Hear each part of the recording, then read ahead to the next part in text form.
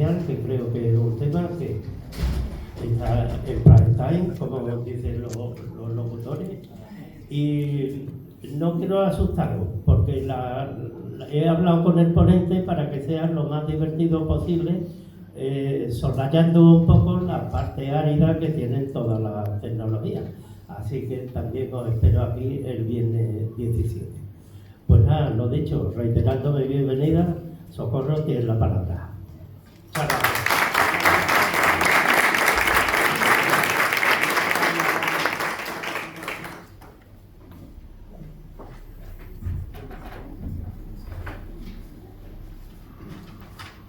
Muy buenas tardes a todos.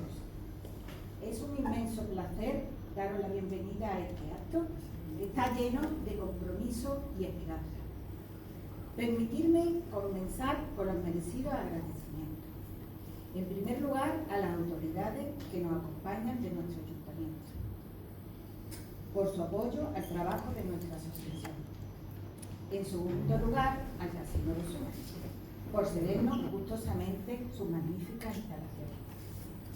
Y por supuesto, nuestro agradecimiento más sincero al doctor Luis Rebolo, que no solo es un profesional de altísimo nivel en el ámbito de las adicciones, sino por habernos dejado una huella personal y significativa en nuestra comunidad.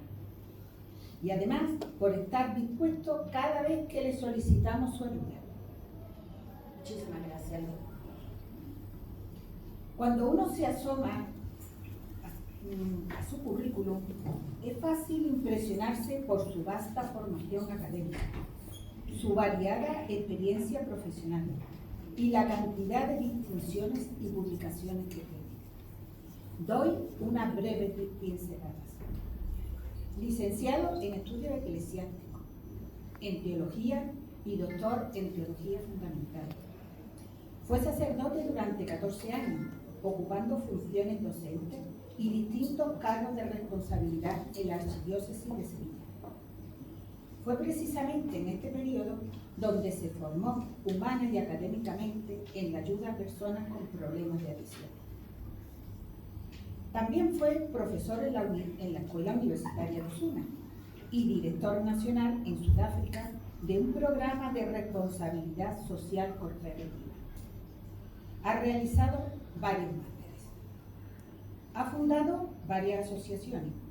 También ha creado o dirigido infinidad de proyectos sociosanitarios y académicos en diversas empresas e instituciones. Actualmente, su labor como fundador y director del grupo Guadalsalus lo ha posicionado como un líder indiscutible en el tratamiento de las adicciones en todo el país. Pero lo que realmente nos une hoy a él no son solamente los logros de un profesional brillante, sino el corazón de un humanista que hace más de una década eligió tenderle la mano a nuestro pueblo. Luis se puso en contacto con un grupo de vecinos de Osuna y los animó, asesoró y ayudó incondicionalmente para que organizaran una asociación que luchara contra las adicciones y que diera respuesta a esta necesidad. Y fue nuestro querido José María Sierra quien le puso el nombre que se ha convertido en una bandera de esperanza: vivir libre. Luis no solo viene a hablarnos de teoría, viene a compartir su experiencia, a contarnos cómo su formación en humanidades y su visión política se convierten en una poderosa herramienta para ayudar a las personas a reconstruir su vida. Viene a demostrar que la esperanza no es un simple sentimiento, sino una fuerza que se puede trabajar cada día y que la colaboración y la pasión pueden transformar una idea en una acción que salva vidas. Hoy nos invita a reflexionar sobre la raíz del problema y nos presenta su sugerente ponencia: Adicciones, cuando el alma calla, clave para padres, educadores y profesionales de la salud. Recibámoslo con un fuerte aplauso.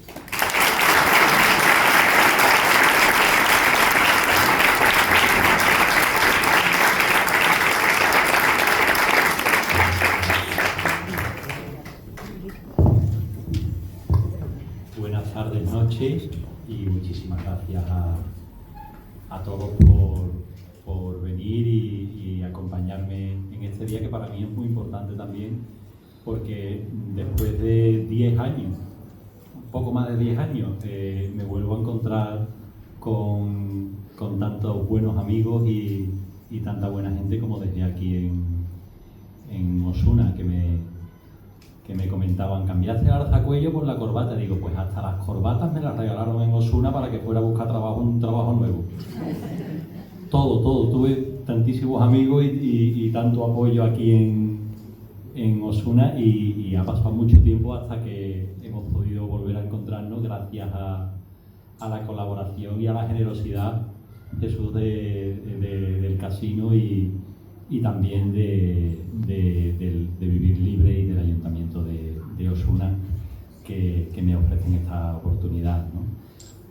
Hoy quería hablar, pues bueno, de este proyecto en el que de alguna manera ya llevo mucho tiempo implicado, porque sus raíces tuvieron que ver con aquella etapa sacerdotal de un chiquillo muy joven, porque con 23 años ya pertenecía al clero de la diócesis de Sevilla, y que vivía en una casa de pueblo, solariega, de la parroquia, con muchas habitaciones vacías, mientras que veía que en la calle dormía gente, ¿no?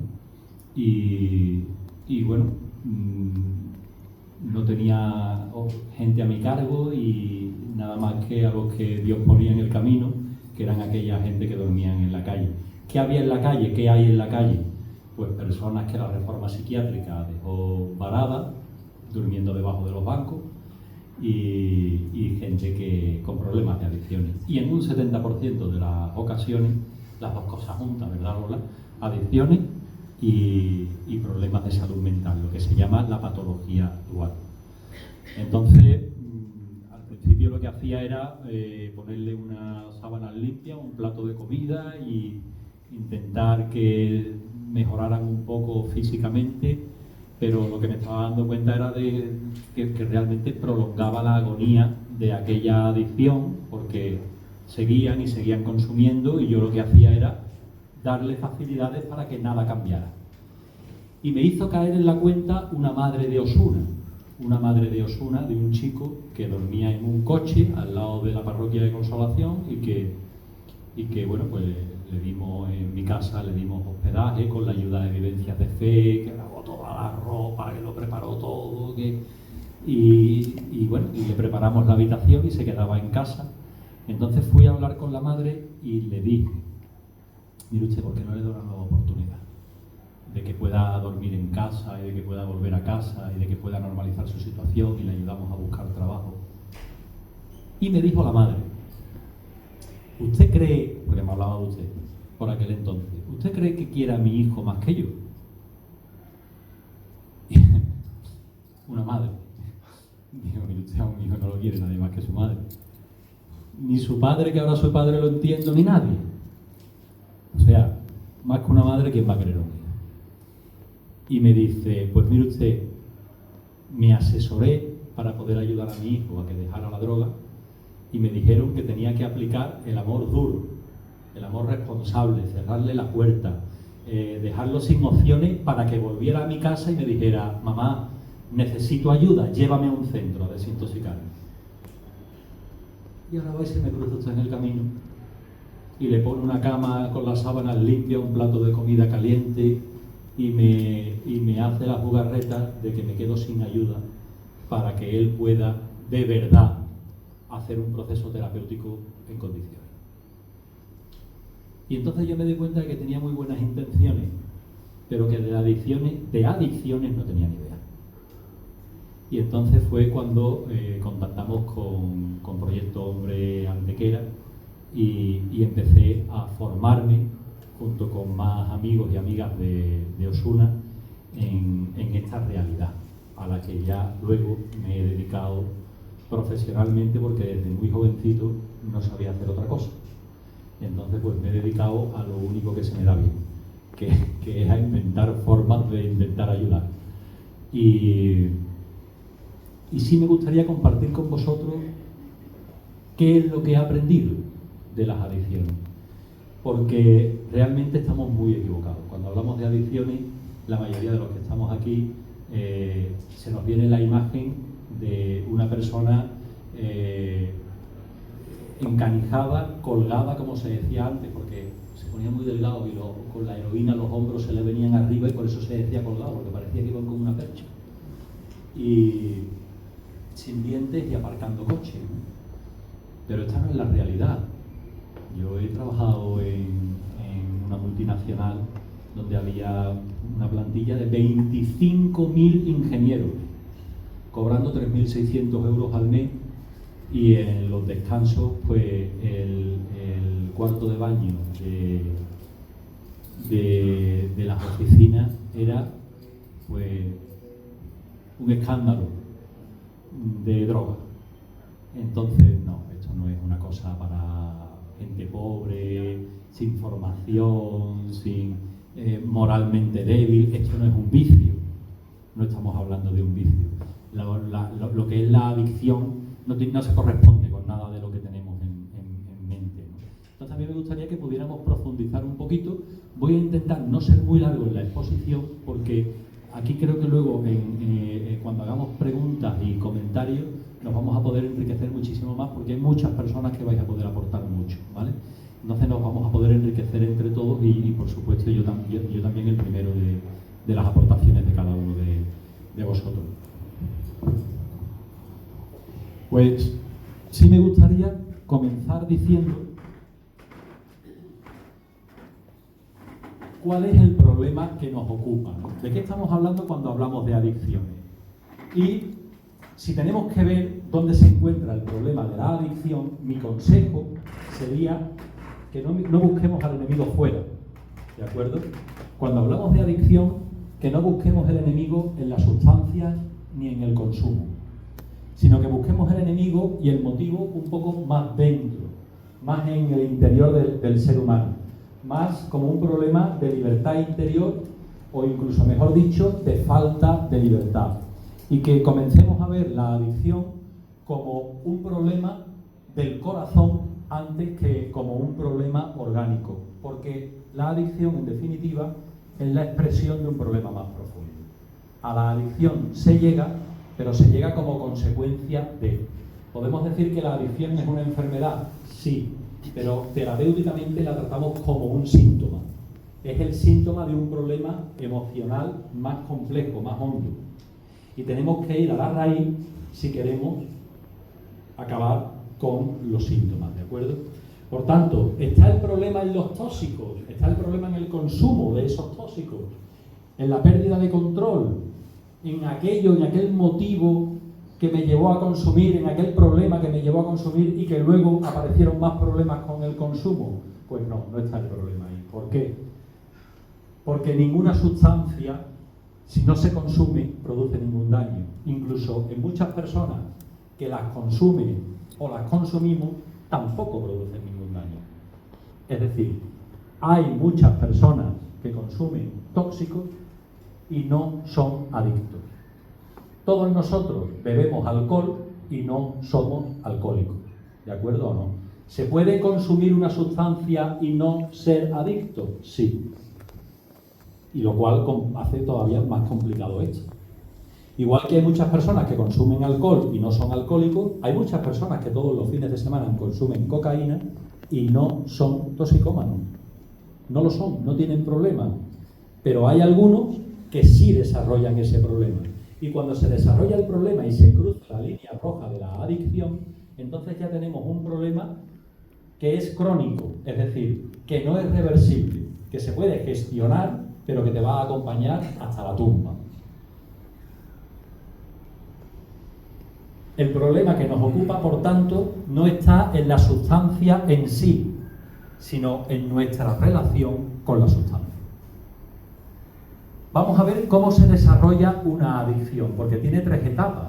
Comienza con un consumo esporádico. Yo me acuerdo cuando bebí la primera copa de alcohol, que me la dio mi abuelo. Mi abuelo era un hombre que empezó a fumar con 10 años. Muy mayor. Yo era el más pequeño de la casa Y el día que fui al instituto, que se pasaba de octavo al instituto con 13 o 14 años, cuando me puso el colacao, que él se levantaba todas las mañanas para prepararnos el desayuno, me pone una copa de aguardiente y me dice: bébete conmigo una copa de aguardiente que ya eres un hombre. Eso fue un consumo esporádico. Pero claro, luego llego al instituto oliendo a aguardiente y pasa el cura que nos daba religión por el pasillo, don Juan de Dios, con su alzacuello, iba siempre vestido de gris, y cuando pasa por el pasillo se da media vuelta y dice: ¿quién ha bebido aguardiente? Y digo: yo. Respuesta: así me gusta, como los tíos, no los mariquitas estos que vienen aquí oliendo a colonia y a... tú ahí como los tíos. Y me reforzó la conducta. Me reforzó la conducta. De hecho, cuando vamos a brindar, si hay alguien de la familia que no brinda, e incluso a los niños le decimos en Navidad: sí, nada más que mojarte los labios. Y con otros tóxicos, con los que no le insistimos a nadie, nadie dice: oye, que no consume, yo qué sé, tal droga. No, hombre, venga, tal. Pero con el alcohol sí lo hacemos. Es de obligado cumplimiento social. Con lo cual la conducta se va reforzando, pero comienza siendo un consumo esporádico. Luego, más adelante, cuando íbamos a la inauguración de un bar, pues claro, el de la cerveza regalaba 2 barriles para la inauguración del bar, ¿no? Y yo me pedía una Coca-Cola y tenía que pagar los 20 duritos. Entonces me decían: yo te va a arruinar, cámbiate a la cerveza que te va a salir más barata. ¿De acuerdo o no? Pero esos son consumos esporádicos. Luego se convierte en un hábito. Salimos a las 3 de la tarde del trabajo un viernes, nos juntamos todos los amigos, nos tomamos unas copas, nos lo pasamos bien, nos desinhibimos, tapeamos, luego pasamos a las copas largas y así luego aparecemos por casa a las 7, a las 8, a las 9 de la noche. Y por último, ¿qué es lo que ocurre? Que mediante el hábito se llega a cruzar una línea roja. Con el hábito voy desarrollando tolerancia, cada vez necesito más alcohol para alcanzar el mismo estado de desinhibición. Hablo del alcohol como puedo hablar de cualquier sustancia, y llega un momento en el que voy desarrollando tolerancia. Pero de la tolerancia a la adicción hay una delgada línea roja, que cuando se atraviesa ya no tiene vuelta atrás. Cuando se atraviesa ya no tiene vuelta atrás. Entonces, el consumo abusivo y reiterado de forma gradual hace que llegue un momento que nosotros no sabemos ese momento cuándo es, porque no ocurre nada en especial. Pero en nuestro cerebro se ha desarrollado algo parecido al equilibrio en nuestro sistema neuronal de recompensa. Igual que el equilibrio es crónico, podemos decir que el equilibrio es crónico. ¿Por qué? Porque cuando tú aprendes a montar en bicicleta, pasan 15 años sin montarte en una bicicleta o en un patinete, lo coges y no te caes. ¿De acuerdo? Pues con la adicción, neuronalmente, ocurre lo mismo. Llega un momento en el que tú no te das cuenta, pero en tu sistema neuronal se ha hecho una especie de soldadura, una conexión de un patrón que ya no se va a quitar nunca más. Y eso es la cronicidad de la enfermedad de la adicción, que es una enfermedad también un poco extraña, porque las enfermedades no suelen ser especialmente reactivas al entorno. Sin embargo, es decir, el que es diabético, esté de buen humor o no. Sin embargo, el que es adicto sí es más vulnerable a los cambios de ánimo, a los cambios, a las influencias del entorno, a la presión social, a los hábitos de consumo de los amigos, a los estímulos, etcétera, etcétera, etcétera. Por tanto, es una enfermedad que se comporta como un trastorno, ¿de acuerdo o no? Pero realmente tiene esta cronicidad y este cambio en tu biografía que hace que podamos hablar de una enfermedad propiamente dicha, crónica y cerebral. Es decir, ya te va a acompañar toda la vida desde un momento indeterminado, tú no sabes cuándo, pero ya a partir de ese momento no vas a poder controlar tu consumo, ni tampoco dejar de consumir, por mucho que persistan los daños de ese consumo. Por mucho que te estés fastidiando la vida, ya no vas a poder dejar de consumir. Lo cual es un dolor muy profundo, porque ustedes creen que un adicto no se da cuenta del daño que hace. Claro que se da cuenta del daño que hace. Se da cuenta perfectamente, entre otras cosas, porque el adicto, por lo general, es el mejor de cada casa. corazón más noble de cada casa, hasta el punto de que soporta tanto sufrimiento que tiene que buscar un atajo para gestionarlo, porque no lo sostiene de bueno que es, de sensible que es. Es la esponja del sistema familiar. Es decir, todo lo que no funciona en casa lo absorbe y se lo traga. Lo absorbe y se lo traga. ¿De acuerdo? De una manera masoquista. Y se hace tanto daño que llega un momento que no puede sostener tanto dolor, tanto sufrimiento como ve en el mundo, como ve en casa y a su alrededor. Y busca el camino más fácil para salir. ¿Esa persona tan sensible ustedes creen que no se hace un cargo del daño que hace a los demás? Claro que se hace un cargo del daño que hace a los demás. Lo que pasa es que no puede dejar de consumir. Y en eso consiste el drama de la adicción. En que se dan cuenta de qué están generando a su alrededor, de qué están haciendo con su vida, pero no lo pueden gestionar. Las drogas, por tanto, tienen un efecto tóxico, intoxican el organismo, ciertamente, y un efecto adictivo, que retroalimenta, porque el efecto tóxico genera el efecto adictivo, y el efecto adictivo requiere volver a consumir. ¿Qué ocurre? Pues que ahí se genera, en ese círculo que se me ha borrado la palabra, se genera lo que es propiamente la circularidad de la adicción. Es un círculo del que ya no se puede salir. Consumo porque estoy mal porque consumo. ¿De acuerdo? Pero ya de ahí me he hecho un esclavo, ya no puedo salir de ahí. ¿Qué es una adicción? Para que sea una adicción debe ser un hábito. Es una conducta que se repite. ¿De acuerdo? Y que primero, antes de convertirse en algo crónico, pues fue esporádica y luego un hábito. Que tiene efectos perjudiciales, porque, oiga, hay hábitos buenos, hay hábitos de vida saludable, como el deporte. ¿De acuerdo o no? Por tanto, tiene que ser un hábito, pero con efectos perjudiciales. Y por último, es difícil de dominar. En realidad, no es difícil de dominar, es imposible de dominar mientras se está en consumo, mientras se está gravemente afectado por la adicción. Cuando se dan estas tres circunstancias, estamos hablando propiamente del desarrollo de una adicción. ¿Qué es lo que pasa? Pues miren ustedes ven estas frutas y se quedan tan campantes, ¿de acuerdo o no?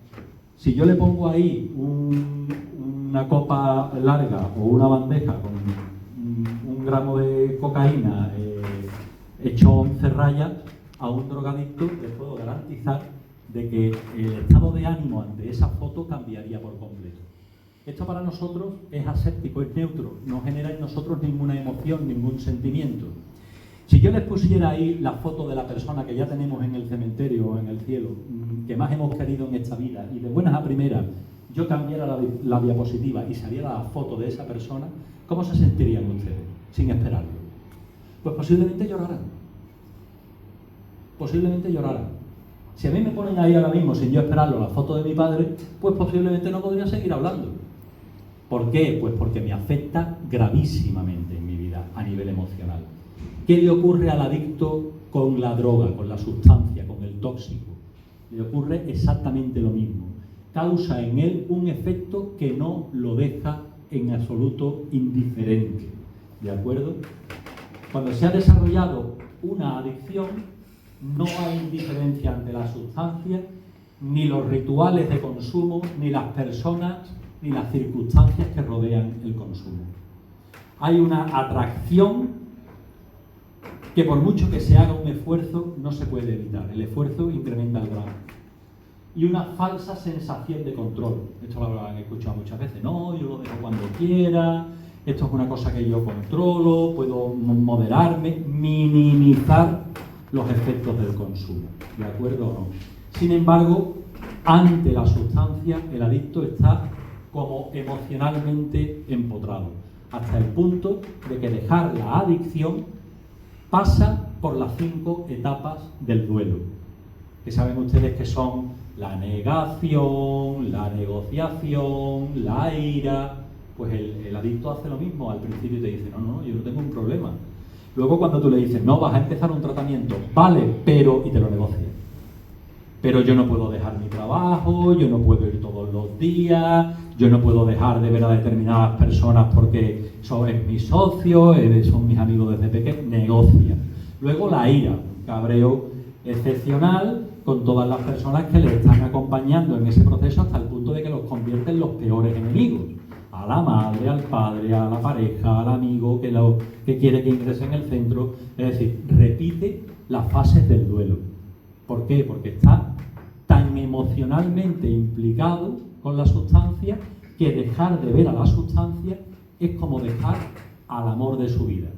Y digo bien, porque pone a la sustancia por encima de todo. Ustedes han visto los casos, yo los tengo en la clínica a porrillo, de personas que dicen, oye, han detenido a una madre porque estaba en la discoteca y ha dejado a 3 niños solos y uno se ha asomado a un balcón o ha tenido que ir la policía municipal porque uno ha tenido una crisis asmática y resulta que estaba solo y la madre en la discoteca. ¿Qué había detrás? Un problema de adicción. Poner la sustancia por encima de todo es de todo. Y si entre la sustancia y yo se ha puesto mi madre bloqueando la puerta, derribo a mi madre, derribo la puerta, le robo a mi madre, le pego a mi padre. Es decir, la sustancia por encima de todo, hasta de los amores más básicos. La persona adicta, por tanto, vive el drama de que no puede dejar de repetir esa conducta, sea cuales sean los efectos desastrosos económicos, sociales, profesionales, de imagen social, de todo, en sus estudios, en su carrera, da igual el perjuicio que le genere. No puede dejar de consumir, aunque pierda a la familia por el camino. Nosotros en las clínicas tenemos, pues bueno, yo me he tenido que hacer un especialista en ir a juicios a declarar por la cantidad de pacientes que, miren ustedes, por la custodia de los hijos, tengo que ir a decir que están en tratamiento, si están haciendo una evolución positiva o no, si han tenido alguna recaída, si ya tienen más controlado la agresividad, la impulsividad, la tolerancia a la frustración, la agresividad, todo, ¿vale? Entonces, cantidad de problemas judiciales, económicos, de todo tipo, ¿de acuerdo? Y a pesar de eso, no lo pueden dejar, no lo pueden dejar. ¿Qué es lo que ocurre para que no lo puedan dejar, para que actúen de esa manera? Ustedes saben que el cerebro es uno y funciona perfectamente conectado, pero se compone, podemos decir, de 3 partes. Es lo que muchas veces se llama el cerebro triuno, que es como el misterio de la Santísima Trinidad, pero en biología, ¿no? Entonces, ese cerebro triuno primero se ha desarrollado evolutivamente. Hay una parte que es el cerebro reptiliano, que compartimos con los tiburones de hace millones de años, ¿vale? Y con los dinosaurios, la parte del cerebro reptiliano, ¿qué es lo que controla en nuestro organismo? Pues controla las funciones más primarias, es decir, la circulación de la sangre, la temperatura corporal, que pestañeemos, que respiremos, que tengamos hambre, es decir, los impulsos, ¿de acuerdo? Ese cerebro es el que tiene una serpiente o un cocodrilo. Se llama cerebro reptiliano. Tengo un amigo, bueno, lo conocerán muchísimos de ustedes, que es Juan Manuel Miñarro. Es un imaginero y un profesor de la Facultad de Bellas Artes de Sevilla, magnífico, de la Semana Santa de Sevilla.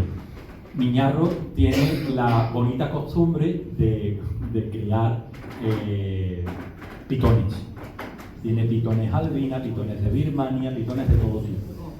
Y las pitones, dice que cuando él se lleva tiempo sin verlas, porque ha estado de viaje, dice: mi perro se pone contento de verme, pero mis serpientes, cuando yo entro, y lo que hacen es que se ponen erguidas en los terrarios a mirarme.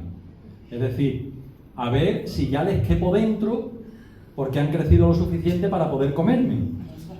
No tienen emociones. ¿Por qué no tienen emociones? Porque tienen un cerebro reptiliano, primario. Ven un trozo de carne con la visión infrarroja que tienen. Ven los capilares calentitos y lo miden y dicen: ¿ya me cabe o no me cabe dentro? ¿Ya me puedo tirar al cuello y comérmelo o todavía me tengo que esperar un poquito a crecer más? Eso es lo que ve la serpiente. Es decir, algo totalmente primario. ¿Qué es lo que ve un mamífero? Pues el cerebro límbico es la parte donde están las emociones. Nuestras emociones, ahí dicen que vive la felicidad, en el cerebro límbico, ¿no?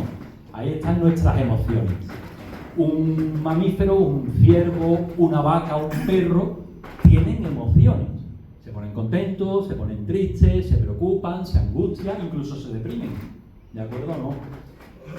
Esto no lo sabíamos cuando los animales vivían fuera de casa. Cuando nos hemos dedicado a convivir más estrechamente con ellos, hemos ido descubriendo un mundo precioso que nos hemos perdido durante mucho tiempo. ¿De acuerdo? El tema de las emociones de los animales.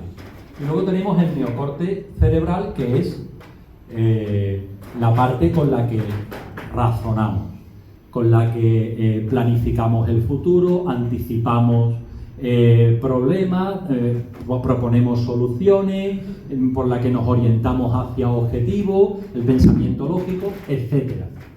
Toda esta parte es el cerebro. Pues bien, entre el cerebro primitivo y el cerebro emocional hay una interfase, se llama neural o neuronal, que es el núcleo accumbens. Yo, Sandra, si yo digo alguna tontería de esto, tú me corriges, que tú esto lo has tenido que estudiar más a fondo. Entonces, esa interfase neural es el sistema emocional de recompensa. Y está a caballo entre el sentimiento y la supervivencia. Y ahí es donde se produce ese equilibrio, esa soldadura neuronal que hace que la adicción se convierta en una enfermedad crónica. Ahí. De manera que todo lo que nos genera una satisfacción inmediata es susceptible de convertirse en una adicción. Todo lo que nos lo genera. No estoy hablando solo de sustancias, estoy hablando también de videojuegos, de likes en nuestras publicaciones de redes sociales, estoy hablando también de juego patológico, estoy hablando también de apuestas online, estoy hablando también de comportamiento. Todo eso nos genera también una adicción porque nos puede dar una descarga de dopamina inmediata, es decir, es una recompensa en poco tiempo. Y eso hace que nos volvamos adictos a eso porque nos genera una felicidad instantánea, un bienestar momentáneo. Pero claro, es una interfase neuronal, está entre la emoción y la supervivencia, entre el cerebro límbico y el reptiliano.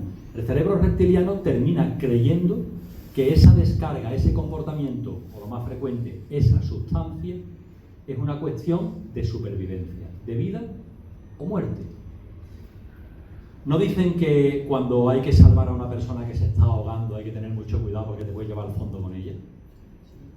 Porque se agarra a ti porque le va la vida y puede tirar al fondo contigo, ¿no? Pues un adicto ocurre lo mismo. Un adicto se lleva por delante a todo el que lo quiera ayudar. Porque para él consumir es de vida o muerte. Es tan importante como comer. ¿Qué harías tú si no tuvieras para comer, si te estuvieras muriendo de hambre? ¿Robarías? Pues por supuesto que robarías. Es que eso es un derecho tan fundamental que ni se discute si es un problema, vamos, nadie en un supermercado se hace problema de eso cuando alguien roba para comer. Al revés, la RSC de la empresa del supermercado le dice, mire usted, venga todas las semanas que nosotros le vamos a regalar la compra. Eso es una cosa facilísima de entender por todo el mundo. ¿De acuerdo o no? ¿Por qué? Pues porque es una cuestión de vida o muerte, no es una cuestión moral. No es una cuestión de ser un vicio. No es una cuestión de ser un depravado. No es una cuestión de ser un delincuente. No estamos hablando de ninguno de esos niveles. Estamos hablando de una cuestión de supervivencia. Eso no lo discute nadie. Eso no lo discute nadie. Y esto ocurre lo mismo con la adicción para el sujeto. Si tengo que robar, robo para consumir, porque para mí es una cuestión de supervivencia, de cerebro límbico, de cerebro reptiliano, ¿de acuerdo o no? Es una cuestión de supervivencia. De ahí que se pueda hacer todo, y de ahí que la adicción tristemente cargue con un estigma social de es un depravado, es un vicioso, lo hace porque quiere. No, ya comprenden ustedes por qué lo hace. Lo hace porque no puede dejar de hacerlo. Lo hace porque no puede dejar de hacerlo. Y ustedes dirán, bueno, ¿y por qué comenzó a hacerlo? Pues muy bien, ahí estamos ya llegando al objetivo de la conferencia de hoy, que se llama precisamente Adicciones cuando el alma calla. ¿Y a qué me refiero cuando digo alma? Pongan alma, ponga espíritu, es decir, ponga todo el componente anímico, emocional, que no es netamente orgánico, que no es netamente me duele aquí porque me he clavado una aguja o me duele el dedo del pie porque me han pisado. Es decir, todo lo que es el mundo emocional, cuando enferma el mundo emocional, cuando el alma calla y traga una serie de problemas. Miren ustedes, nosotros tenemos un centro solo de mujeres. De cada 10 mujeres que hay allí sentadas, 2 de cada 10, 2 sufrieron abusos antes de los 10 años. Abusos sexuales. Entre 8 y 9 de 10 han sufrido malos tratos o han sido víctimas de violencia, unas veces familiar, otras veces estrictamente machista. Familiar porque sus hijos, sus hermanos, se han avergonzado de que baje al bar ella a beber y luego echen las máquinas y la gente se ríe de ella, entonces la encierran en la casa, le pegan cuando quiere salir a beber o cuando le descubren que ha metido una botella y la ha escondido en la casa. ¿De acuerdo? Esta es la situación, es decir, a esto no se llega por gusto. Es decir, la adicción para muchas personas se ha convertido en una forma de autorregularse emocionalmente, de automedicarse. Y lo pueden hacer con alcohol, lo pueden hacer con una droga, igual que la inmensa mayoría de los que estamos aquí lo estamos haciendo con benzodiazepina todas las noches para poder dormir. Somos un país que vivimos colgados de los hipnosedantes, de los mórficos, de los analgésicos, de los hipnóticos, vivimos todos con benzodiazepina. Aquí pasará lo mismo que pasó en Estados Unidos cuando quitaron el fentanilo, que las farmacéuticas y los médicos venga fentanilo, cuando dijeron, miren ustedes, estamos generando un problema de dependencia. No podemos recomendar oxicodona, no podemos recomendar vicodina, no podemos recomendar opioides con tanta alegría. Entonces, ¿qué es lo que ocurrió? Que cuando lo retiraron la gente tuvo que ir al mercado negro a buscarlo. ¿Ustedes se imaginan que en España mañana nos quitan las benzodiazepinas? Doctor, ¿qué pasaría? Nos volveríamos locos, porque aquí estamos todo el mundo enganchado de la pastilla para dormir. Entonces, ¿qué estás haciendo tú con eso? Te estás autorregulando emocionalmente. De hecho, la benzodiazepina es una de las medicaciones que tiene más autorregulación, es decir, yo me medico y como hay en todas las casas un montón de benzodiazepina, yo se la receto también a otra gente. Tómate esto, niña, verá lo bien que vas a dormir, verá lo bien que te vas a poner, verá lo bien que te vas a sentir. Y la recetamos nosotros como si fuera una cosa que no necesitara prescripción médica. Nos convertimos en dispensadores farmacológicos de una medicación que no es ningún juego, porque una benzodiazepina no se puede poner sin fecha de retirada, porque se cronifica, y a pesar de ser seguras y no tener efectos secundarios en una gran mayoría, porque son una medicación muy segura, no son para un espectro de síntomas amplios, sino que es para una cosa muy concreta, cada una de ellas. Sin embargo, generan una dependencia como no se ponga una fecha de retirada. ¿Por qué? Porque todo lo que genera, todo lo que te da un placer inmediato, ¿qué es lo que ocurre?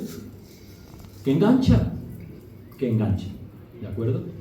Entonces, tenemos ahí el sitio donde vive la adicción y por qué se produce esa adicción, que tiene una base emocional. Y un intento de autorregulación. ¿Es un vicio? No. Por eso decía Gabor Maté, que es un psiquiatra un poquito alternativo, pero que es un psiquiatra como la copa de un pino, y dice, miren ustedes, a un adicto no le pregunten ustedes qué consume, cuánto consume, no van a conseguir nada con eso. Pregúntele a un adicto por qué sufre. ¿Qué calla? ¿Dónde está la raíz de su sufrimiento? Porque dejar la cervecita, eso es lo fácil, aunque parezca el objetivo final de todo esto. Eso es lo fácil. Sanar de una manera holística, global, integrada, que dé respuesta a todas las necesidades de todas las facetas del hombre, incluida la espiritual, y no estamos hablando de religión. Como no demos respuesta a todo esto, vamos a seguir sin una homeostasis, sin un equilibrio, es decir, vamos a tener que buscarlo. ¿Y dónde lo vamos a buscar? Pues en lo que tengamos más a mano. Porque hay tantas maneras de drogarse sin consumir. Antes lo estábamos comentando, que tenía un adicto que luego fue director de uno de nuestros centros. Él es personal sanitario. Y Carlos nos decía, dice, voy a escribir un libro que se va a llamar Cómo drogarse sin consumir. Cómo drogarse sin consumir. Cómo tú te vas al gimnasio y cuando te estás matando por tener músculo y tal, resulta que has cambiado la adicción por la vigorexia. Y te estás chutando sin consumir ningún tóxico. Cómo cuando tú te estás matando a trabajar y cumples un objetivo y te dan un bonus por cumplimiento de objetivo, o te llevas el sobre con dinero, que ahora están tan de moda los sobres transparentes y todas estas cosas, y tú te vas chutado a casa. Tú te vas dopado a casa. Dopado de dopamina, que es la hormona que genera el sistema neuronal de recompensa y tu cerebro para premiar a aquello que le genera un beneficio inmediato. Vamos a ver si somos capaces de escuchar a Marian Rojas, que siempre es muy interesante escuchar. Mi organismo no le gusta que yo viva en excesos. Por ejemplo, si yo me tomo ahora 20 donuts de dulce de leche, me tomo un pico de glucosa, mi organismo me dice, cuidado, hay receptores para el azúcar, avisa el páncreas y se empieza a liberar insulina. Y entonces la insulina empieza a subir y la glucosa baja. Bueno, pues esto pasa con el sodio, con el potasio, con el pH, con la temperatura. ¿Qué pasa con la dopamina? Mi cerebro no quiere que yo sea un dispensador crónico de dopamina. TikTok, Instagram, porno, videojuegos, alcohol, marihuana, tabaco, todo eso que nos gusta mucho y que nos engancha, porque me puedo convertir en un adicto. Y mi cerebro no quiere que yo me convierta en una persona adicta, porque eso modifica mi cerebro y mi conducta para siempre. Si me intoxico de dopamina, quiero decir, si tengo más dopamina de la cuenta, porque me levanto y estoy con TikTok, luego me voy a los pinchos, luego veo porno, si hago todo lo que has dicho va a pasar una cosa. y llevo de más... Va a pasar una cosa, y es que ¿quién va a regular eso? Mi cerebro dice, quiero protegerte y no quiero que te conviertas en un adicto. Lo primero que va a hacer es que esa neurona receptora que tenía ahí sus 10 de receptores, esto es un símil pero se entiende bastante bien, va a quitar 5. Y entonces en vez de transmitir un 100% de placer, va a transmitir un 50%. Y entonces cuando yo consumo esa cocaína, de repente se me queda corto. Por eso todas las drogas funcionan como un sistema de tolerancia. Necesito más para sentir lo mismo. Los receptores se van eliminando para protegerme, pero yo lo que pasa es que yo sé lo que me calma, lo que me excita y lo que me da placer. Por tanto, quiero más. Lo segundo es quién equilibra ese exceso de dopamina. En el libro lo pongo con una cuerda. Imagínate que en un lado está, como tú decías, el placer, la dopamina, y está el porno, los videojuegos, la marihuana, el tabaco, el azúcar, los ultraprocesados. ¿Quién está al otro lado intentando bajar esa dopamina y ese exceso de placer? El dolor. Y hay un momento que empieza a generarse en el otro lado, dolor, dolor, dolor, dolor. Y yo ya no consumo por placer, sino esquivando dolor. Yo ya no consumo porque me gusta el alcohol, sino porque no soporto el síndrome de abstinencia. Yo ya no consumo porque me apetece TikTok, sino porque estoy aburrido y no lo soporto. Como en el otro lado de la cuerda no deja de haber, ponte, moleculillas de dolor que no paran de crecer, todo me duele, todo me molesta, todo me irrita, todo me saca de quicio, todo me frustra. Tengo una nula tolerancia a la vida. Es decir, la vida se me hace ardua, complicada. ¿Han oído cómo funciona el sistema de tolerancia? Es decir, mi cabeza me quiere proteger y le resta efecto a lo que consumo para protegerme. Entonces tengo que consumir el doble. ¿De acuerdo? ¿Cómo funciona el sistema de tolerancia? ¿No me han oído lo que he dicho? Decía cómo funciona el sistema de tolerancia, ¿no? Que es una forma de protegerme de mi propio cerebro. Se emociona aquí uno y no... Mi organismo mismo. Bien. El sueño dorado de cualquier persona que consume es controlar el consumo. Es decir, eso forma parte de la negociación. Yo, en realidad, no soy un adicto, yo tengo un problema de consumo, tengo un consumo problemático. Pero yo sé que con esta ayudita voy a poder controlar. Eso es totalmente falso. Porque en el momento que me monto en la bicicleta, ¿qué hace tu cerebro? Activa el equilibrio. ¿De acuerdo? Que ya está inscrito en todo tu sistema neuronal. Por tanto, eso va en automático. Yo puedo sostener la abstinencia durante 10 años. 10 años. Pero yo soy adicto. Igual que si yo sostengo esta copa en alto durante 10 años. Cuando la suelte, ¿ustedes creen que caerá al suelo? ¿O por haber estado 10 años aquí sujeta no va a caer al suelo? Pues claro que va a caer al suelo porque la ley de la gravedad sigue siendo la misma. Pues lo mismo pasa con la adicción. Es decir, yo puedo llevarme sin consumir un tóxico o sin repetir una conducta problema durante 10 años.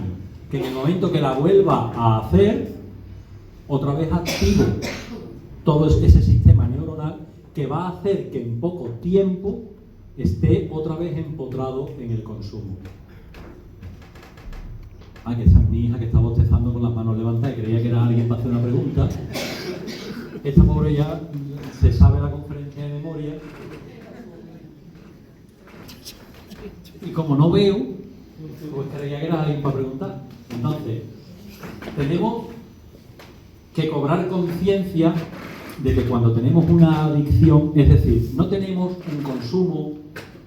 un consumo abusivo, un consumo problemático, una dependencia que sería un grado más, sino que tenemos una adicción, eso ya es permanente. Y pongo la bicicleta para recordar el equilibrio. Adiós mía, adiós Ana.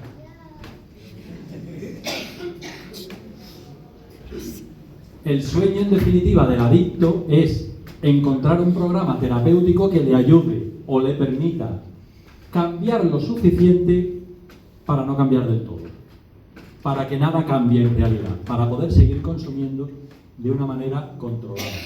De hecho, un nicho de mercado brutalmente rentable son los centros de detox, se llaman, donde tú vas pocos días y reduces el consumo, te dan masaje, haces hidromasaje, te hacen algunas pruebas médicas para ver cómo te encuentras, te hacen la aromaterapia, tal y cual, y te vas luego para seguir trabajando en tu empresa, te vas luego para todo esto, por ejemplo, en el Levante español, en Alicante, que hay una colonia rusa muy importante, de gente además con muchísimo dinero, es lo que más demandan. Tratamientos de poco tiempo, ¿para qué? Que lo hacen 2 veces al año incluso. Para ponerme un poquito en órbita y seguir igual. Seguir bebiendo como un cosaco, seguir consumiendo como un cosaco, seguir trabajando como una mala bestia, pero por lo menos me pone un poquito en orden para que tire otra parte del año. ¿De acuerdo o no? Ese es el sueño dorado de cualquier adicto, pero esa no es la solución a una adicción. ¿Por qué? Porque al ser crónica, cualquier coqueteo con la sustancia, aunque no sea tu sustancia estrella. ¿Cuál es la sustancia estrella? La que tú más consumes, ¿no? Por ejemplo, la cocaína es una sustancia estrella de mucha gente. Pero, ¿qué pasaría si consumo, por ejemplo, alcohol? Pues que el alcohol no es mi sustancia estrella, pero es un tóxico que genera el mismo efecto. Por tanto, desencadena lo mismo. Y en este sentido, incluso la cerveza que no tiene alcohol, pero que forma parte de los rituales de consumo, genera el mismo efecto placebo. ¿De acuerdo o no? Porque te tomas una 0,0 creyendo que al no tener alcohol no te va a hacer efecto, pero el ritual es el mismo. Salgo del trabajo, me junto con los amigos, me dan el botellín con su forma tan característica, helado por fuera, los protocolos, digamos, los rituales de consumo, para mi mente activan los mismos circuitos. Por tanto, me hacen el mismo efecto. Y el cerebro es tan plástico que no distingue lo que es verdad y lo que es mentira. Para el cerebro es verdad y es mentira lo que tú interpretes. Lo que tú le digas que es verdad o es mentira. Por ejemplo, imagínense que traen aquí una bandeja con muchos limones grandes pero sin corteza, mucho jugo. Y yo me voy a dedicar a cortar gajos de limón y cada uno de nosotros se va a poner un gajo de limón entre los dientes y lo va a morder con todas sus fuerzas para que toda la boca se le llene del caldo del limón bien ácido. ¿Qué es lo que nos está pasando si lo estamos imaginando? Que ya se nos está poniendo aquí una fatiguita a todos, pero vamos a ver si no lo hemos probado. ¿Por qué tenemos ya el efecto de haberlo comido, de haberlo consumido? Porque tú se lo has dicho a tu cerebro y tu cerebro se lo ha creído. Así de sencillo. Ese es el efecto placebo. ¿De acuerdo? Ese es el efecto placebo. Pues con los rituales de consumo esto ocurre, pero con más fuerza todavía. Con más fuerza todavía, y ahora verán ustedes por qué. Bueno, esto es un aviso a navegantes, ¿no? Cualquier adicto ve a otro y dice, este sí que está mal, ¿no? Yo tengo una clínica con 31 camas y cuando están los 31 adictos en el grupo de terapia, se miran entre ellos y dicen, ese sí que está malamente, no yo. Y el que está enfrente está pensando lo mismo de ti. ¿De acuerdo? Nadie se ve su joroba. ¿De acuerdo? Cuando tenemos los ojos para adelante, no nos vemos nuestra joroba, vemos la del otro. ¿De acuerdo o no? Entonces, cuando tú veas a un adicto que está muy mal, piensa que eso te puede pasar a ti y que solo es cuestión de dos variables: de copa y de tiempo. De seguir por ese camino. Y llegarás a decir, cuando veas al que está aparcando coche sin diente y colgado de una percha, decir, yo soy ese. No soy mejor que ese. Me funciona la cabeza exactamente igual que a ese. Ese ha tenido más copas o más tóxicos y más tiempo que yo. Pero yo estoy en las mismas condiciones de llegar a verme exactamente igual. Recuerdo un empresario de bodegas, de una bodega de Ciudad Real, que cuando se ingresó llevaba gastado en el año anterior 500.000 euros en el bolsillo. No estoy hablando de pagar alquileres, fincas, trabajadores, no. En el bolsillo, en billetes, había gastado en consumo 500.000 euros. Y en los 9 meses que llevaba del siguiente año, llevaba 600.000 euros gastados. Es decir, esto puede con todo, miren ustedes. Esto se lo lleva todo por delante. No crean ustedes que no va a poder porque tengan más defensa que otros. No. Es cuestión de copa y de tiempo llegar a donde nunca ustedes antes se habían podido imaginar que se encontrarían. El análisis funcional de la conducta. ¿Cómo funciona una conducta? Pues muy sencillo. Son mecanismos muy básicos, ¿no? Conducta, consecuencia y activadores. Se llama el ABC de la conducta. A, activadores, B, behavior, conducta, y C, consecuencia. El ABC de la conducta. ¿Cuál es el ABC de la conducta? Pues muy sencillo. Una unidad de comportamiento humano, por ejemplo, estoy viendo la tele, estoy dando una conferencia, estoy estudiando, estoy comiendo. Eso es una conducta. Pero no solo son acciones. Siempre hemos identificado la conducta con lo que hacemos. Y no es cierto. La conducta, hay 3 tipos de conducta: pensar, sentir y actuar. ¿De acuerdo? Mis pensamientos son una conducta. Y son una conducta importantísima, porque dependiendo de cómo nos hablemos, de cómo tengamos de entrenada nuestra voz interior, nos haremos un favor o nos haremos un flaco favor. ¿De acuerdo?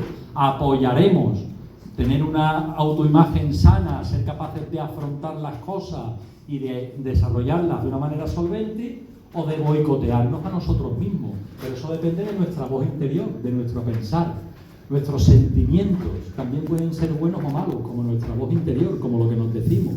Podemos ser buenos o malos con nosotros y podemos tener buenos o malos sentimientos también, aunque no lo tengamos que plantear esto en una dimensión ética o moral, sino que la estamos planteando pensamientos y sentimientos adecuados o inadecuados, adaptados o inadaptados, que me ayudan o que no me ayudan, ¿de acuerdo? No estamos diciendo bueno o malo en términos morales, pero tienen un elemento en común. Todas esas conductas son hábitos adquiridos. De manera que nuestro ser, nuestro desarrollo personal, está en el centro de 3 tipos de desarrollo: el cognitivo, pensamientos; el emocional, sentimientos; y el conductual, actos, conducta. Cuando nacemos, traemos en blanco nuestro disco duro cerebral, y es a base de hábitos como vamos creando conexiones y reforzándolas. Esas conexiones, al principio, en un recién nacido, fíjense qué poquitas son. Lloro, ¿cómo? ¿De acuerdo? Es una conexión muy sencilla, pero con el paso del tiempo, esas conexiones, fíjense cómo se van haciendo cada vez más robustas. ¿De acuerdo? A base de conectar neuronas, vamos creando troncos. Vamos generando no carreteritas comarcales, sino autopistas como las americanas, de 5 o 6... ¿cómo se llama? Carriles, 5 o 6 carriles, ¿vale? Entonces, ¿qué es lo que ocurre? Que estos son los patrones que vamos creando, ¿no? Para comprender mejor el mecanismo que fija las conductas, tendremos que estudiar las consecuencias. ¿Cuáles son las consecuencias de la conducta? Lo que sucede justo después, ¿de acuerdo? La influencia de la conducta es determinante. Lo que yo consigo o obtengo con esa conducta es determinante para que esa conducta se quede o cambie. Por tanto, primera ley del funcionamiento de la conducta: que las que tienen consecuencias positivas se quedan y se refuerzan, y las que tienen consecuencias negativas se debilitan hasta que desaparecen. Primera ley de la conducta: si una conducta es seguida por consecuencias positivas o agradables, tiende a repetirse, mientras que si tiene consecuencias negativas o desagradables, tiende a desaparecer. Si ustedes están en un hotel y ven a un señor en el desayuno y dicen: este parece que lleva aquí varios días, le voy a preguntar qué me recomienda ver en este destino turístico al que he ido. Y te acercas a ese hombre y dices: usted, veo que lleva aquí varios días, ¿qué me recomendaría ver? Y ese hombre te trata con una amabilidad extraordinaria. Pues tú a la mañana siguiente, cuando lo ves, le dices: muchísimas gracias porque me ha encantado el sitio, ¿dónde podríamos ir hoy? Y repites la conducta. Pero si ese hombre te mira por encima de la gafa y te dice: mire usted se ha creído que yo soy la oficina de turismo, ¿me quiere dejar desayunar tranquilo? ¿Tú vas a ir mañana a preguntarle? Por poner un ejemplo tonto. ¿Esa conducta tiende a repetirse? No. ¿Por qué? Porque ha conseguido una consecuencia desagradable. Por tanto, las agradables se repiten, las desagradables desaparecen. Segunda ley de la conducta, porque claro, miren ustedes, por ejemplo, ir al gimnasio tiene consecuencias positivas. ¿Por qué la mayoría de la gente abandona el gimnasio el 21 de enero? Si tiene consecuencias positivas. Pues por una razón muy sencilla, porque ciertamente tiene consecuencias positivas, pero las tiene a largo plazo, no las tiene a corto plazo. Por tanto, aquí en honor a Shakira, hemos puesto un Casio para señalar el orden temporal de la conducta. Cuando una conducta es seguida por diferentes tipos de consecuencias, las más influyentes son las que aparecen en primer lugar. Por tanto, si en primer lugar me aparecen las agujetas y no el que me sienta más ágil, pierda peso, me vea más bonito en el espejo, suba la escalera del tirón y recobre juventud, sino que lo primero que aparece es la agujeta, ¿esa consecuencia tiende a repetirse? No, porque lo primero que ha aparecido es desagradable, tiende a desaparecer, por muy bueno que sea. ¿Y qué ocurre con lo contrario? Cuando me estoy drogando y tiene consecuencias desastrosas, que como lo primero que me ha generado es desinhibirme, relacionarme, es positivo, pues entonces se queda. Aunque lo que viene después sea, pues, un tsunami. Las consecuencias y los pensamientos.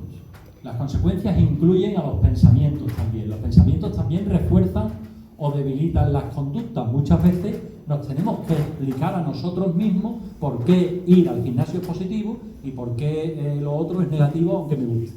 ¿De acuerdo? Y en este sentido, el orden de nuestros pensamientos, hay que escuchar un speech, una intervención que es muy buena de Pablo Motos, que en este sentido de la salud mental hace también una labor divulgativa que en algunos momentos llega a ser bastante El cerebro tiene una ley, que es que el pensamiento que gana se queda con todo. Entonces, si tú estás firme en algo y eres capaz de resistir y hacerlo y hacerlo y hacerlo, el cerebro finalmente te obedece. Al principio no quiere, porque el cerebro no quiere cambiar, porque el cerebro gasta mucha energía, pero una vez que vas aprendiendo, te digo esto como cualquier otra cosa, como ir en bicicleta o patinar o ir en trapecio, lo que quieras. Una vez que vas aprendiéndolo, al cerebro ya le importa menos y ya no se resiste tanto hasta que te empiezas a salir bien. El cerebro tiene una ley. El pensamiento que gana se queda con todo. Y por último, los activadores, o también llamados estímulos, ¿de acuerdo? ¿Qué son los estímulos? Son señales que van delante de la conducta y que encadena la repetición de esa conducta y que se generen hábitos. Y todo hábito tiene sus activadores, ¿de acuerdo? Que hay que conocer para poder modificarlo. Vamos a ver, un activador es una cosa muy sencilla. Por ejemplo, nosotros hemos tenido ingresado gente que se dedicaban a acompañar a artistas, ¿no? Por ejemplo, recuerdo el caso de un percusionista que estaba acostumbrado a tocar en los conciertos y consumir. Tocar y consumir, tocar y consumir, antes, durante y después del concierto. ¿Qué ocurre? Que este buen hombre, cuando tú le quitas la batería, le quitas la marimba, le quitas la caja flamenca y le quitas todo, cuando se sentía mal, se dedicaba con todo lo que tenía encima de la mesa a tocar la percusión. Entonces yo recuerdo que los terapeutas, yo al principio aquello no lo entendía bien, pero los profesionales iban y le decían: Fidel, quieto. Quieto. ¿Por qué? Porque al tocar la percusión se estaba drogando sin sustancia. Estaba reactivando el circuito y estaba obteniendo la recompensa que le saciaba la ansiedad. ¿Qué era, por ejemplo, para él la música? Un activador. Para otra persona es una hora del día. Para otra persona es que no puedo consumir sin la copa de vino, o sea, no puedo cocinar sin la copa de vino. Para otra persona es, todos tenemos nuestros activadores, que pueden ser personas, lugares, horarios, circunstancias, emociones, ¿de acuerdo o no? Por eso hay dos tipos de activadores, que son los internos, los pensamientos y estados de ánimo, y los externos, ¿de acuerdo? Es mejor no negociar con los estímulos, con los activadores, porque al principio te ganan el pulso, ¿eh? Esto es como echarle una pachanga a Messi, es decir, no hagas el tonto porque te va a ganar. Entonces, no te la juegues, ¿vale? No apuestes porque te va a ganar. Pues con los estímulos ocurre lo mismo. Quien dice, no, una nada más y me voy, te va a ganar, ¿de acuerdo? El que dice, no, yo ya esto lo tengo bastante controlado, hace mucho tiempo que no consumo y no, te va a ganar.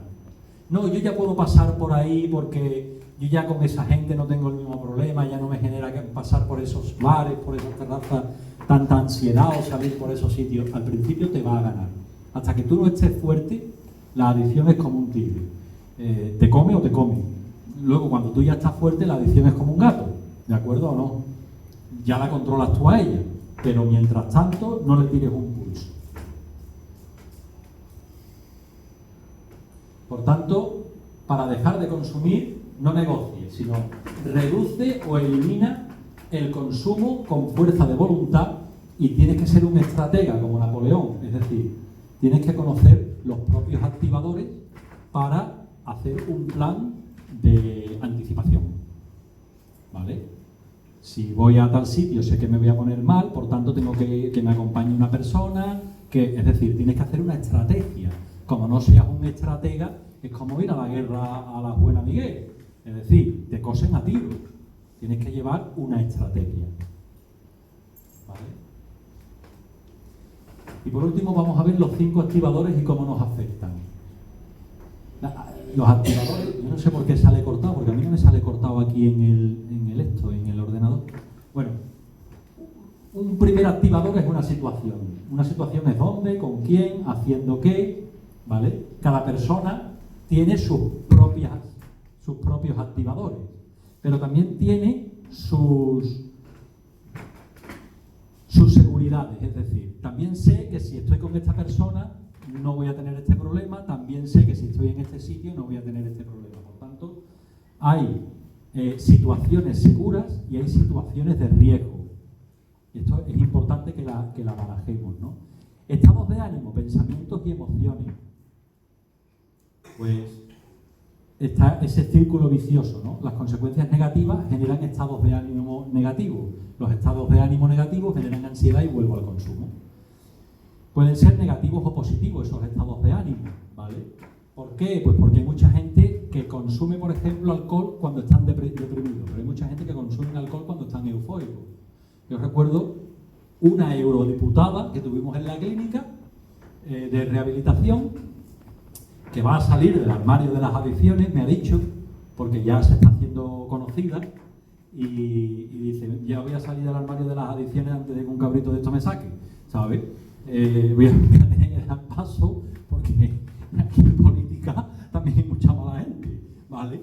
Entonces, antes de que me tiren por tierra, voy a dar el paso yo y voy a contar mi historia de superación personal, de la cual me siento también orgullosa, ¿no? Bueno, pues esta eurodiputada, cada vez que tenía un logro, consumía. ¿Le llevaba a consumir la depresión? No, le llevaba a consumir la euforia. Pero cada uno tiene asociado a un determinado estado de ánimo consumir o no consumir, ¿vale? Y por último, las pistas, ¿no? Son elementos concretos, son personales y tienes que descubrir cuáles son las pistas que te están alertando de que una recaída está siendo posible porque te estás dejando ganar la partida por esos estímulos, ¿no? El caso, por ejemplo, de un paciente que era un paciente de alcohol, ya llevaba mucho tiempo, alcohol y juego patológico, ¿no? De tragaperras. Llevaba mucho tiempo ya sin consumir, tuvo que ir a Sevilla y se encajó en Sevilla creyendo que no iba a encontrar aparcamiento, el pobre en agosto, que le dieron cita para el dentista. Y encontró aparcamiento de momento y dice, voy en el coche en agosto esperando a que abran la consulta, que encontró aparcamiento aquí debajo de momento, y vio un bar abierto y dice, no, ya tomo café. El pobre se tomó el café de espalda al mostrador y a todas las botellas que había por tal de estar allí con el aire acondicionado. Pero de buenas a primeras, el pobre Jaime no contaba con eso, suena la tragaperra que se activa con las luces, los colores, la música. Y entonces el pobre tiene que coger el teléfono y decirle a su mujer, nena, vente, que no puedo. ¿De acuerdo o no? Vente, que no puedo. Se descuadró por completo. Le pusieron la foto de papá sin esperarlo, el vínculo emocional lo derrumbó. ¿De acuerdo? Entonces, tenemos que tener una estrategia para enfrentarnos. Y por último, tienes que darle un permiso. Es decir, ya lo último que te queda es decir, ¿consumo o no consumo? ¿De acuerdo? Siempre nos damos una justificación. No debería consumir, pero bueno, no debería entrar en el bar, pero mira, hace tanta calor, me lo tomo de espalda, yo mismo me convenzo de que esta vez las cosas van a ocurrir de otro modo, tengo más autocontrol, etcétera, ¿no? Por tanto, aquí tenemos el ABC de la conducta, activadores internos externos, conducta que son pensamientos, sentimientos y actos, y que esas consecuencias pueden ser positivas o negativas. Nuestro desarrollo personal está ahí, en el centro de ese pensar, sentir y actuar de nuestra conducta, sabiendo siempre que la adicción es el síntoma de un problema más profundo. Los niños, los jóvenes, que tienen más tolerancia a la frustración porque han trabajado más el premio diferido, no el premio inmediato.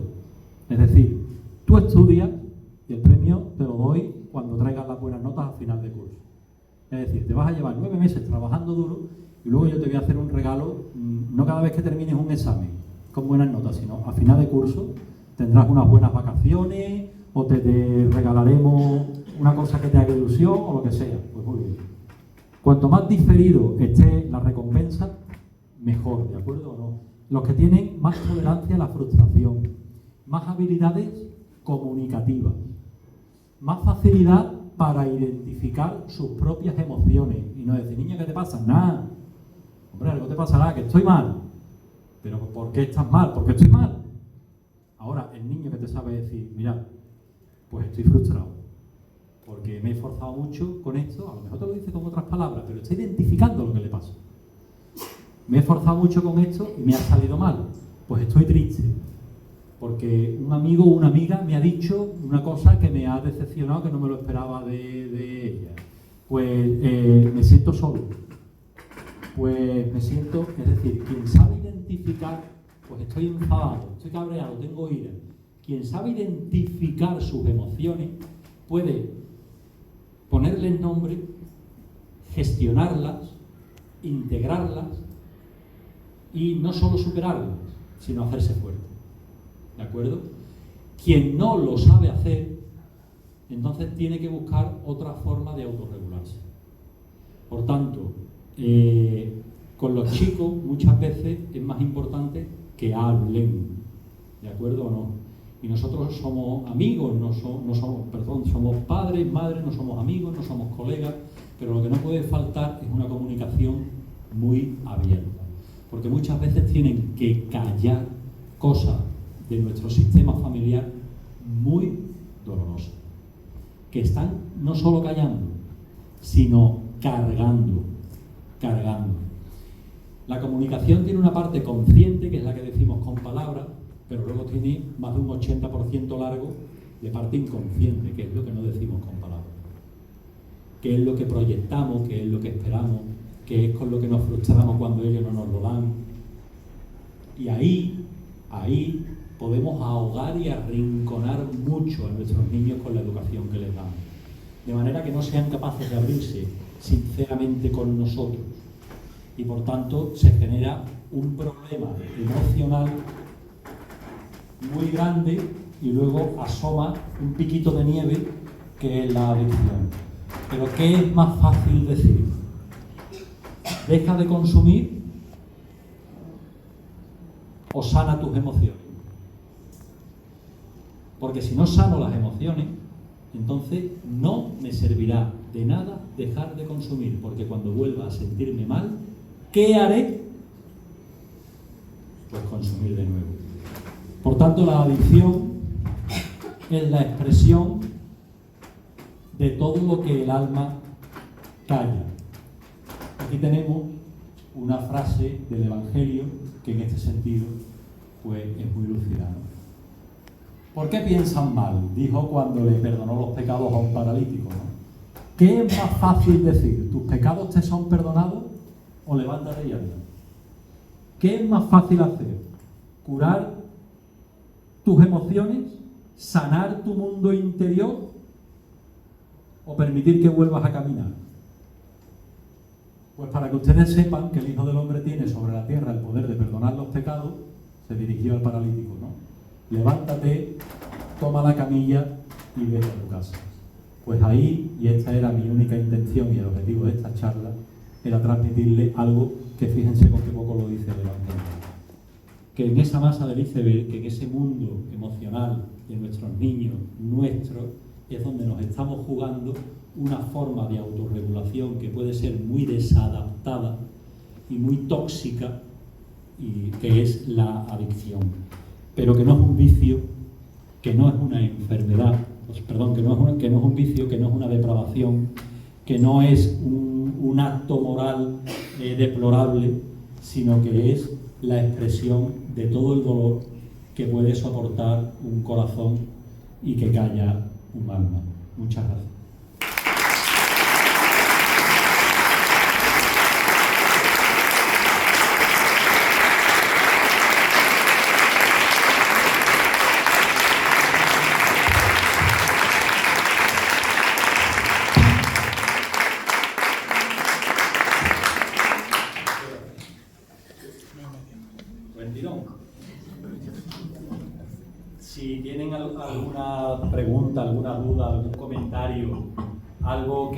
que no hayan comprendido o que no compartan o que quieran enfocar desde otro punto de vista, seguro que va a ser muy interesante para todos.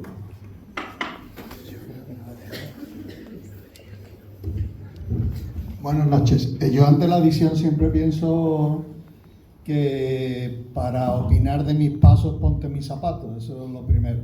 Y yo lo que quiero es ¿qué piensa usted en su clínica cuando en la calle, sobre todo en la calle, escucha la expresión yo controlo, por una parte, y segundo, qué posibilidades, nosotros que somos de pueblo, qué posibilidades tiene un adicto cuando tiene que volver al mismo pueblo, al mismo bar, a la misma placita y volverse a integrarse en el mismo sitio que le provocó, entre otros motivos, la adicción?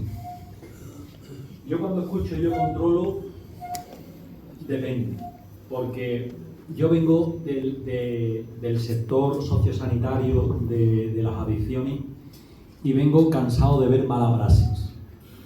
Es decir, yo estoy cansado de ver a muchas personas que tienen problemas de un consumo problemático, abusivo, y a la que le dicen inmediatamente, tú eres adicto, porque claro, si eres adicto, eres un enfermo crónico, y yo te voy a vender un tratamiento de por vida. Entonces, hay muchas personas que no son adictas, sino que tienen un consumo problemático. Por ejemplo, durante la guerra de Vietnam, muchísimos soldados cayeron en la heroína. Muchísimos soldados. Claro, aquello era difícil de tragar. Las circunstancias y la ansiedad a la que estaban expuestos. ¿Qué ocurrió cuando volvieron? Que dijeron el gobierno de Estados Unidos, tratamientos de desintoxicación para todos, pero se dieron cuenta de que el 90% de los que habían regresado